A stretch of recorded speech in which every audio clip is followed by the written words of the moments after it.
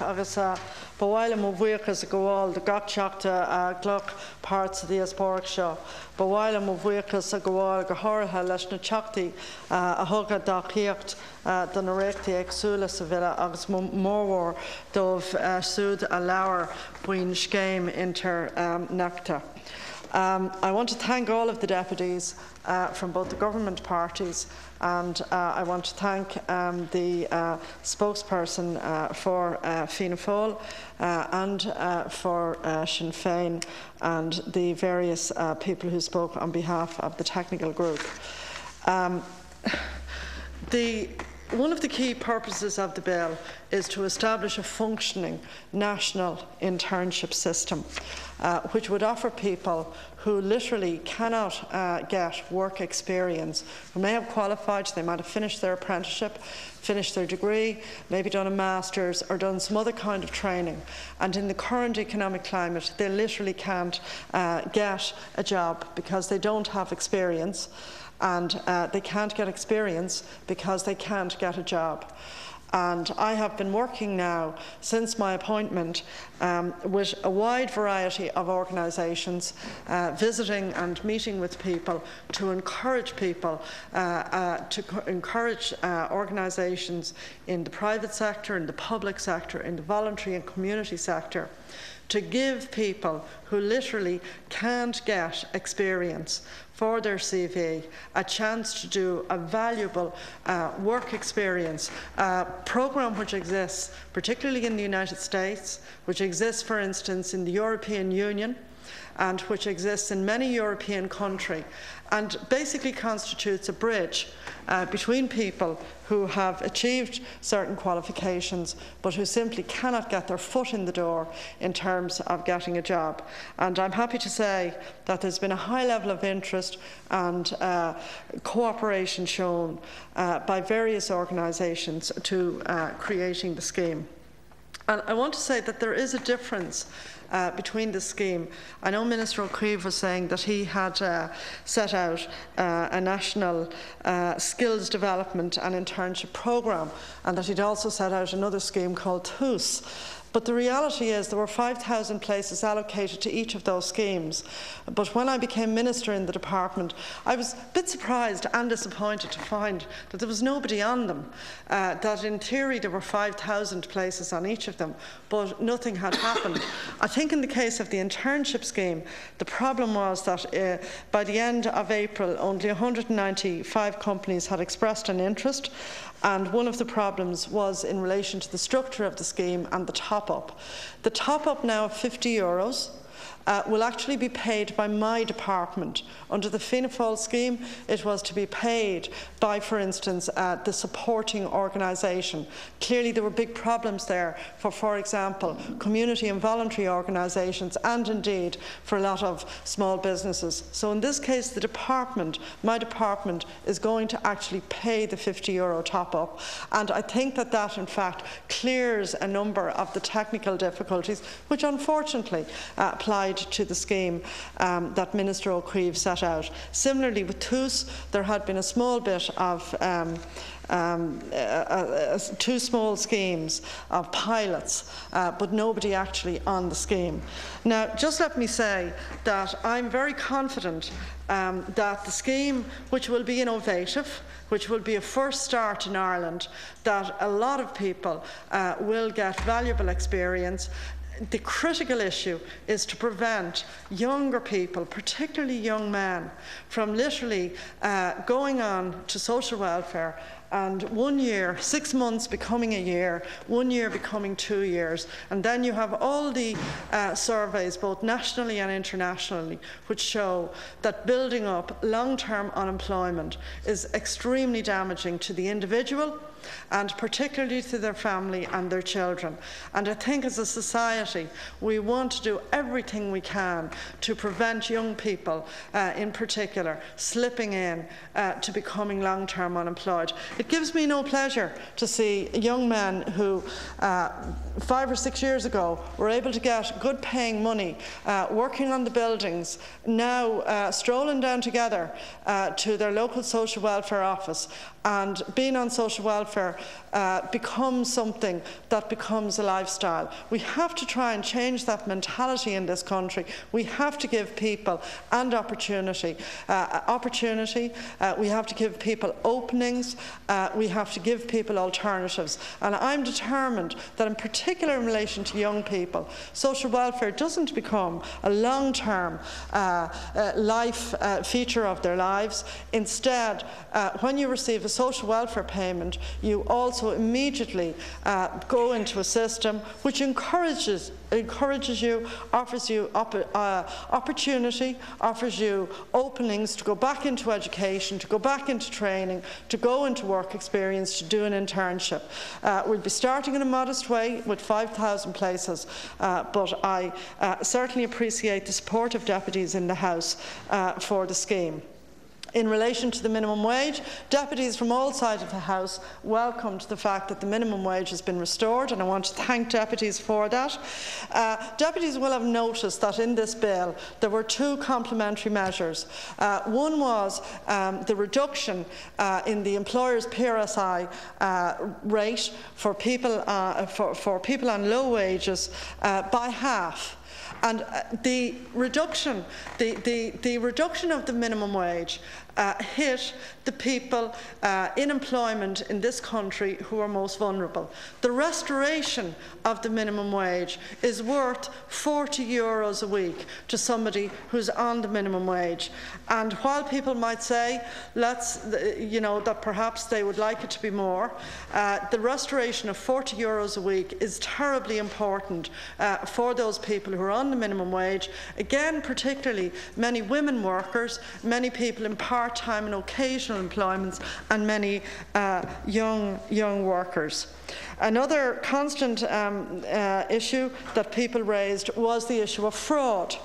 And just let me say that in relation to Section 12 of the bill, there is a provision there for profiling. Shortly after I became Minister, I published a report which I think had been commissioned by the Department some years ago, which had a look at the success rate of people who were asked to do the National Employment Activation Programme, interviewed and offered various types of false training.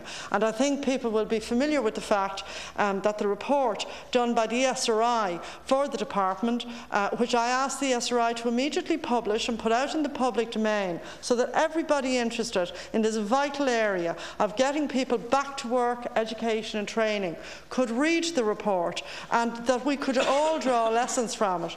It showed that the success rate of the current system is actually quite limited, either because at times courses offered don't suit people. In other cases, people who are meant to get interviews simply never got an interview at all, and for other reasons seem to have fallen through the system. And in some cases, having got an interview, people's opportunity for getting a job in fact fell back rather than in fact expanded. And I think every party in this House, we need to think about how we're spending vast amounts of money in terms of social welfare, in terms of employment supports and training supports, and concentrate on the ones which really help people who have become unemployed and for whom the vast majority of people are absolutely anxious to get back to work.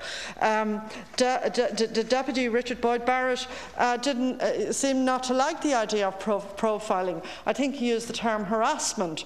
Well, I am aware that the current pilot scheme in relation to profiling is being done in Dún Laoghaire.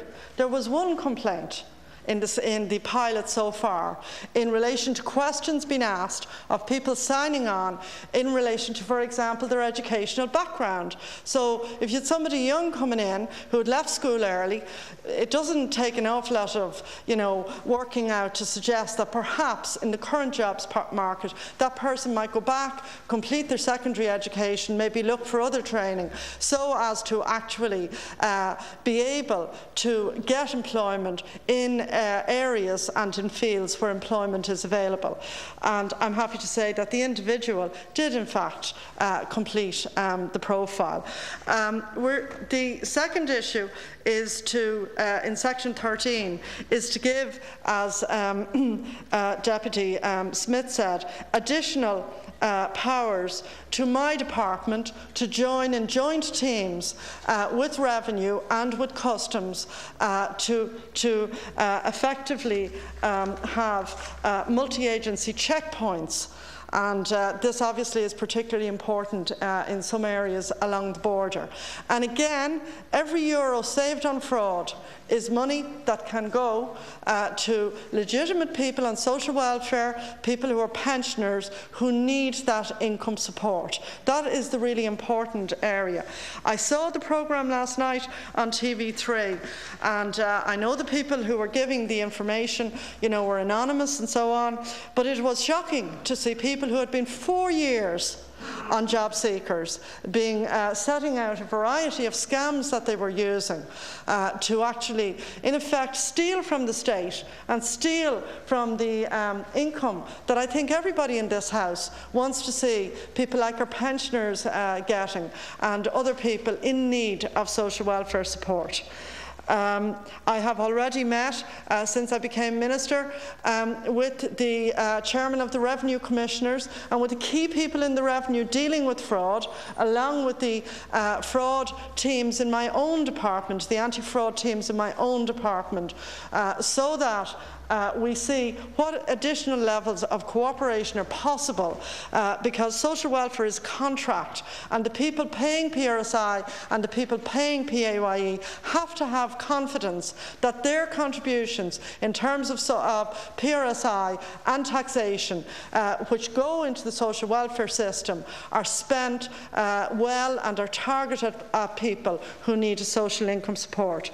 In relation to the public service card, that will be rolled out later this year, and there are additional powers to have that card surrendered where it is believed that it is being used illegally. The contributions of many deputies on all sides of the House reflected that what we need to reach in terms of this very difficult area, an important area of fraud, is reaching a balance. We want a system with good social welfare supports for people who need those supports, but we need equally very strong measures to support and to prevent fraud. And I am absolutely determined that we send out a message that over the next couple of years we are going to progressively increase the measures that deter fraud right from the very inception, and detect fraud. Deputy Paschal Donoghue mentioned the issue of poverty traps, and I want to take up an issue mentioned by a number of deputies, which is the issue of rent supplement. Rent supplement at the moment probably constitutes the biggest employment trap in the system, because, put simply, and I asked after I became Minister my officials to work out the figures, if you have a family, a couple with 3 children, and they're through rent supplement renting a house maybe for somewhere between, say, 700 and 1,100 euros a month, maybe an average of could be 1,000 euros a month in a lot of the different areas in Dublin. That is a differential of 12,000 a year. And if that person gets a job, they really are looking at a total package of supports between a social welfare income and various child supports in relation to people on social welfare and the rent supplement and a medical card worth probably up to 38,000 a year. And it is very difficult for somebody in that situation to face losing their rent supplement valued at 12,000 a year. So again, have less than a minute left. Yeah, just to let deputies know that I am working closely with the ministers in the Department of the Environment to make rent and housing the responsibility of local authorities and to transfer the rent supplement to local authorities. In relation to the issue of appeals, shortly after I was appointed Minister, I appointed nine new appeals officers to significantly strengthen the number of appeals officers in the department.